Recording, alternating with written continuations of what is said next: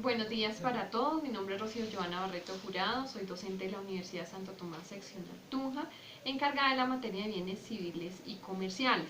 En esta oportunidad vamos a hablar acerca de dos figuras importantes para el derecho real de dominio, que son el patrimonio de familia inembargable y la afectación a vivienda familiar. Y tocaremos pues los temas más relevantes en relación con este tema. Muchas gracias, doctora Rocío. La primera pregunta es, ¿quién puede constituir el patrimonio? Listo. Entonces, a partir de este momento vamos a hacer una comparación de las dos figuras. Por una parte tenemos el patrimonio de familia inembargable. Esta figura tiene un régimen jurídico propio que está consagrado en la Ley 70 de 1931. Se le hizo una modificación a través de la Ley 495 del año 1999. ¿Qué nos establece este régimen jurídico? Nos establece que el patrimonio de familia se puede constituir por la persona que detenta el derecho real de dominio. Este derecho real de dominio, además de todo, debe ser pleno. Luego, los nuevos propietarios o las personas que tengan cuotas partes de la propiedad no pueden constituir ese patrimonio. Adicionalmente, el artículo 5 de la Ley 70 de 1931 nos habla de esencialmente tres circunstancias más una que se ha adicionado con la otra ley. Por primera medida tenemos el marido, ¿cierto? Entonces, sobre los bienes que son propios, es decir, que son de su propiedad, y sobre los bienes que pertenecen a la sociedad conyugal. En un segundo lugar, puede ser por el marido o la mujer, siempre y cuando exista ese consumo, sobre los bienes propios de la mujer cuya administración corresponda al marido. Y tercero, por la mujer casada, sin necesidad de autorización marital, sobre los bienes cuyo dominio y cuya administración se hubiere reservado en las capitulaciones matrimoniales, con la advertencia de estas dos últimas circunstancias en el sentido de que efectivamente se derogó la potestad marital y por lo tanto pues la mujer tiene la administración libre de sus bienes. Recordemos que esto sucedió a través de la ley 28 de 1932. Igualmente se hace un análisis de la constitucionalidad de estas disposiciones a través de la sentencia C340 del año 2014 con ponencia de la doctora María Victoria Calle Correa, quien establece que estas normas, a pesar de seguir vigentes, pues deben entenderse a la luz de esa derogatoria de la potestad marital. Y por último, ya tenemos un nuevo caso en el que se puede efectivamente ser constituyente un patrimonio de familia inembargable, que es a través de los terceros, dentro de los límites efectivamente que fije el Código Civil en relación con las donaciones o las asignaciones testamentarias que se hacen a título universal. Eso en cuanto tiene que ver con el patrimonio de familia inembargable. En relación con la afectación a vivienda familiar, entonces para constituir esta limitación debe contarse con el consentimiento de los dos cónyuges y por eso se llama la ley de las dos firmas. En este caso es de consumo, los dos tienen que estar de acuerdo. Bueno, esa sería como esa primera diferencia entre el patrimonio de familia inembargable y la afectación a vivienda familiar. Segunda pregunta, ¿para qué sirve esta figura? Bueno, teniendo en cuenta la finalidad, estas dos figuras son parecidas. Esa finalidad lleva a que muchas de las veces se confundan esas dos figuras. Entonces, nosotros tenemos esencialmente un pronunciamiento también de la Corte Constitucional en la sentencia 560 del año 2002, y entonces nos habla que en general estas dos figuras aplican para la subsistencia y el desarrollo integral de la familia. Es una protección especial para ese núcleo familiar. Y que cuando se refiere a vivienda, pues nosotros entendemos que la vivienda está ligada a la calidad de vida de los integrantes de la familia. Particularmente el patrimonio de familia inembargable lo que busca es proteger un patrimonio que pertenece a la familia. Y cuando nosotros hablamos de patrimonio, pues hablamos de un conjunto de bienes. ¿De bienes de qué naturaleza? De bienes inmuebles. Y lo que se evita con esta constitución de este patrimonio es que efectivamente se pongan en peligro los bienes que pertenecen a todos los integrantes de la familia, no solamente a los que adquieren esos bienes, sino que recordemos que es para la sobrevivencia de todo el núcleo familiar. Adicionalmente, desde el punto de vista jurídico, va a tener unas consecuencias importantes. Por ejemplo, ese patrimonio va a ser inalienable, es decir, no va a salir del núcleo familiar. Y la otra consecuencia es que precisamente como su nombre lo indica, es inembargable. Luego no puede perseguirse por los acreedores de cualquiera de los dos cónyuges. Adicionalmente se imponen unas cargas. Como existe esta afectación, pues el bien no va a poder hipotecarse, ni puede entregarse en censo, ni anticresis, ni tampoco podría venderse con pacto de retroventa. Si no se cancela ese patrimonio en familia inembargable, el bien no se puede vender porque pues tendría esa afectación. En relación con la afectación a vivienda familiar, la protección es en el mismo sentido que hablábamos hace un momento para el patrimonio de familia inembargable. Lo que sucede es que la protección de este inmueble es porque este es el inmueble que se destina a la habitación de la familia.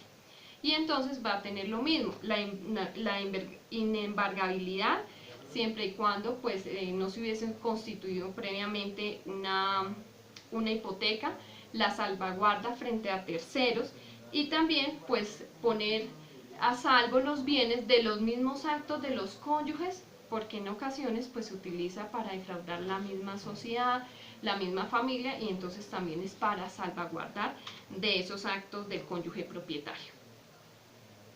¿Se puede aplicar para todo tipo de vivienda? Bueno, ahí ya viene como la primera diferencia que existe entre una y otra figura.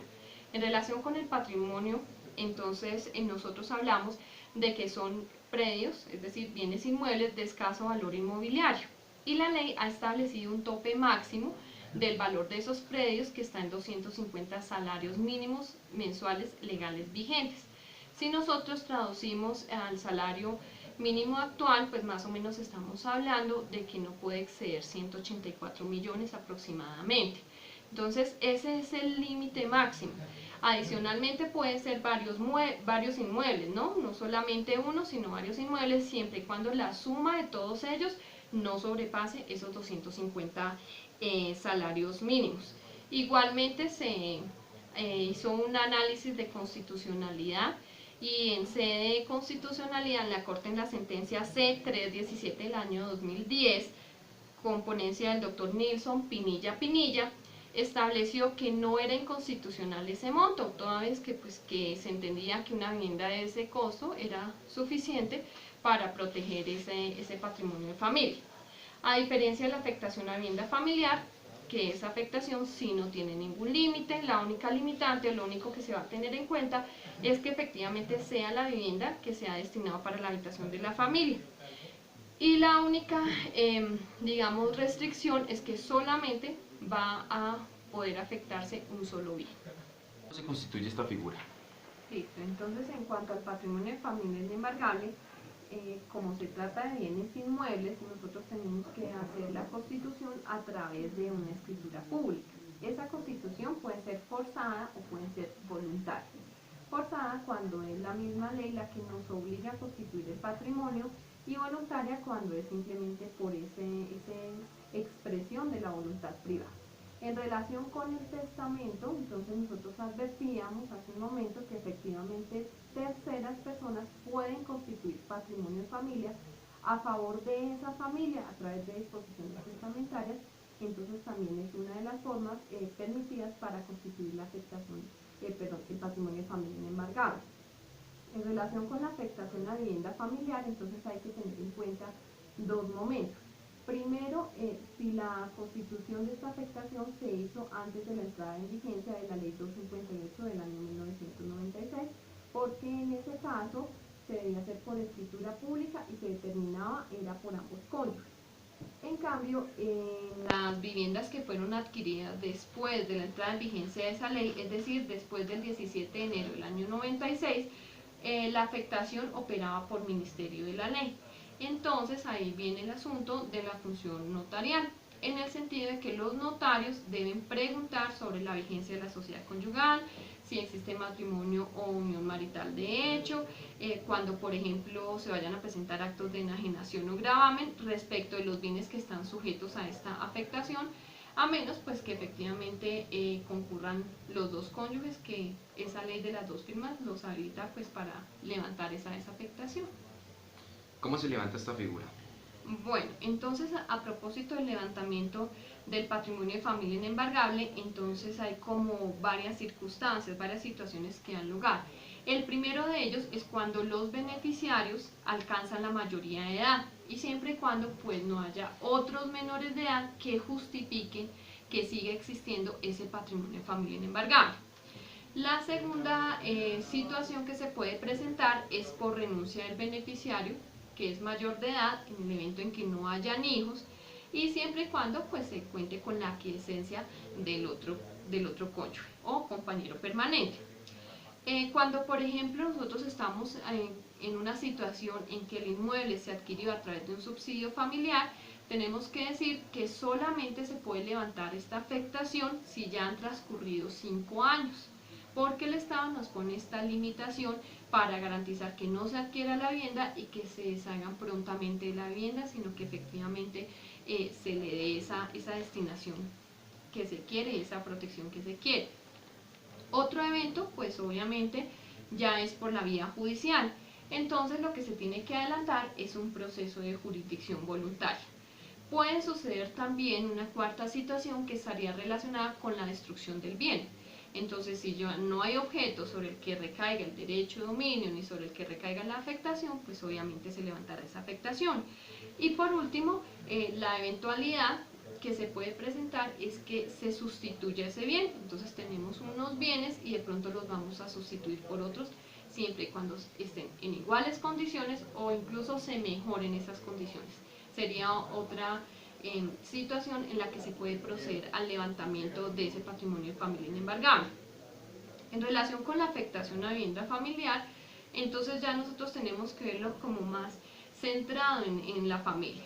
Entonces lo primero, si ya lo mencionamos, nosotros debemos contar con el consentimiento de los dos cónyuges o compañeros permanentes si hacemos extensiva esa definición de familia. Lo segundo puede ser por solicitud de uno de los dos cónyuges o compañeros permanentes y va a ser en virtud de una sentencia judicial. Entonces nosotros tenemos que ir ante el juez de familia para que se pueda realizar el levantamiento de esa afectación. ¿Qué es lo que va a verificar ese juez de familia? Por ejemplo, que exista otra vivienda efectivamente habitada por la familia o se pruebe que la va a haber, como en el caso en el que yo llego al proceso, una promesa de compra-venta, donde efectivamente estoy en condiciones de adquirir un bien, como ya les mencionaba, de iguales o mejores condiciones, pero nunca pues para desmejorar la condición de la familia.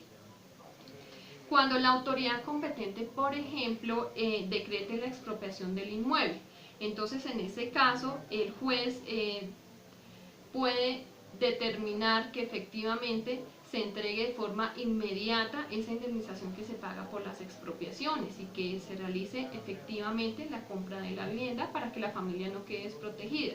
Recordemos que esta afectación a la vivienda familiar es en relación con el inmueble que habita la familia, es decir, allá reside la familia y por lo tanto pues debe buscarse una solución pronta y efectiva. También puede haber otro evento que proceda a la declaratoria judicial, que es cuando judicialmente se ha suspendido o se ha privado del ejercicio de la patria potestad alguno de los cónyuges o compañeros permanentes. También habrá casos en que la declaratoria de ausencia y de muerte presunta de una persona lleve al levantamiento de esa afectación, como también casos de incapacidad civil de alguno de los cónyuges. Otra situación que es supremamente importante es cuando se presenta la disolución de la sociedad conyugal por cualquiera de las causales que establece la ley. Entonces, disuelta la sociedad conyugal, se va a proceder también al levantamiento de esa afectación a vivienda familiar. Y en general, pues por cualquier motivo que el juez de familia considere que se encuentra razonablemente probado y que permitiría precisamente levantar ese patrimonio para que se compre otro, se adquiera otro, cualquiera de las circunstancias ya previstas, siempre y cuando no se afecte la familia. Ese es el punto de decisión en el que el juez va a ponderar y va a decir, si no hay afectación, si no se ve perjudicada la familia, pues se puede proceder al levantamiento. ¿Se puede constituir cuando ya existen hipotecas sobre el bien? Sí, efectivamente la ley permite que se pueda constituir hipotecas, pero solo en ciertos casos, en ciertas oportunidades y para respaldar ciertas deudas. En cuanto al patrimonio de familia inembargable, entonces se entiende en principio que el bien sobre el que se está constituyendo el patrimonio debe estar libre de hipotecas, es decir, que no van a haber hipotecas previas a la afectación. Sin embargo, hay una excepción y es cuando nosotros hablamos de una responsabilidad hipotecaria para financiar la adquisición de ese bien. Entonces, esa sí va a ser previa y esa sí puede tener efectivamente todas las consecuencias jurídicas. En la constitución voluntaria de ese patrimonio, pues realmente no hay excepciones, porque los cónyuges pues saben que el bien debe estar libre. En cambio, en la forzada, ahí sí hay constitución de hipoteca, porque es precisamente para garantizar el cumplimiento de la obligación por ese crédito que se instó. ¿Qué hay de diferencia en el proceso de afectación de vivienda familiar y patrimonio de familia inembargable? Listo, entonces esencialmente el procedimiento es prácticamente el mismo. Hablamos de un proceso de jurisdicción voluntaria que se adelanta ante un juez de familia, que se hace en única instancia y que las reglas de competencia atribuyen pues el juez de familia del lugar donde se encuentre el bien, de conformidad con el artículo 21 del Código General del Proceso. Entonces nosotros vamos a tener en cuenta, por ejemplo, en el patrimonio de familia inembargable, que nos habla de la autorización para cancelar el patrimonio de familia inembargable, pues sin perjuicio de la competencia que eventualmente se le puede atribuir a los notarios en el caso del trámite notarial. Hay un artículo especial del Código General del Proceso, que es el 581, que nos habla de licencias y autorizaciones, esencialmente en dos eventos: la venta de bienes de incapaces y este que estamos hablando acá en esta oportunidad, que es el levantamiento del patrimonio de familia. Entonces, ante el juez debe justificarse la necesidad y debe expresarse cuál es el destino de los recursos que se van a obtener de la venta de ese bien. Y obviamente el juez debe verificar que se vaya a adquirir otro bien o que se reemplacen o se sustituyan esos bienes, pues para que la familia no quede desprotegida. Cuando se conceden esas licencias o esas autorizaciones, se fija un término de 6 meses. En esos 6 meses se entiende que se deben reinvertir el producto de esos dineros y pues si no se hace entre los 6 meses, pues se entiende extinguida esa autorización que otorgó el juez de familia. En relación con la afectación a vivienda familiar, hablamos la misma competencia, juez de familia, artículo 21 del Código General del Proceso, y hablamos de que efectivamente se trata de la constitución, de la modificación o del levantamiento de esa afectación a vivienda familiar. Lo mismo, sin detrimento, sin perjuicio de la competencia que se le ha entregado a los notarios para adelantar el respectivo trámite notarial. ¿Por qué no puede constituirse a favor de una familia más de un patrimonio inembargable? Listo, entonces nosotros estamos hablando de un patrimonio de familia. El artículo 8 de la Ley 70 de 1931 expresamente manifiesta que no se puede constituir más de un patrimonio de familia. Entonces la primera razón sería obviamente porque existe una prohibición legal. Ya en relación con otras razones de fondo es porque recordemos que este patrimonio de familia se sustrae del derecho de persecución que tienen los acreedores. Entonces sería o resultaría muy fácil constituir varios patrimonios, sustraer todos los bienes de ese derecho de persecución y finalmente pues los acreedores no contarían con ninguna garantía para hacer efectivas sus acreencias, sus derechos de crédito. Entonces por eso hay una limitante que se entiende que ese patrimonio es suficiente para la subsistencia de la familia. Esa es también una razón de fondo para que no se permita constituir más de un patrimonio de familia. Entonces sería un patrimonio de 250, otro patrimonio de 250 y otro patrimonio de 250 salarios mínimos legales mensuales vigentes. Y así pues simplemente se estaría defraudando los derechos de terceros. Entonces esa no es la idea de esta protección especial. ¿Cuál es la diferencia entre la figura de afectación de vivienda familiar y patrimonio de familia inembargable? Bueno, ya en las cuestiones que hemos hablado con anterioridad podemos como concretar algunas que efectivamente ya se mencionaron y otras que no se han mencionado, pero pues que se coligen de lo ya anunciado. La primera de ellas es el régimen jurídico aplicable. nosotros tenemos disposiciones diferentes que regulan esas situaciones. Por ejemplo, en el caso del patrimonio de familia inembargable tenemos la ley 70 de 1931 con las modificaciones a que hay lugar con la 425. Y ya en la afectación a vivienda familiar, entonces tenemos la ley 258 del año 96, que son regímenes jurídicos completamente distintos. Lo que sucede es que la gente tiende a confundir un poco estas dos figuras. Por eso es importante, ya como colofón de esta entrevista, que nosotros concluyamos cuáles son esas diferencias sustantivas que existen entre una y otra figura. Por ejemplo, algo que no se ha mencionado en relación con el estado civil. Para efectos del patrimonio de familia inembargable no es necesario ni es determinante ese estado civil para constituir el patrimonio. En cambio, para la afectación a vivienda familiar, como hablamos de dos cónyuges o dos compañeros permanentes, pues sí debe en principio al menos existir esa sociedad conyugal y por supuesto debe estar vigente esa sociedad patrimonial. Bueno, otra diferencia que también es de resaltar es la relacionada con el tope máximo del valor de cada una de esas figuras. Entonces nosotros ya enunciamos que para el patrimonio de familia inembargable el tope máximo son los 250 salarios mínimos mensuales legales vigentes. En cambio, en la afectación a vivienda familiar no hay límite, lo único que se exige es que efectivamente sea el inmueble destinado para la vivienda de la familia. En relación con los bienes sobre los que recae la afectación, nosotros podemos encontrar otra diferencia importante. Para el caso de patrimonio de familia inembargable puede ser más de un bien siempre y cuando no exceda el tope máximo de los 250 salarios. En cambio, en la afectación a vivienda familiar no existe ese límite, sino que solamente se puede hacer sobre un bien. Esa es una diferencia bastante importante.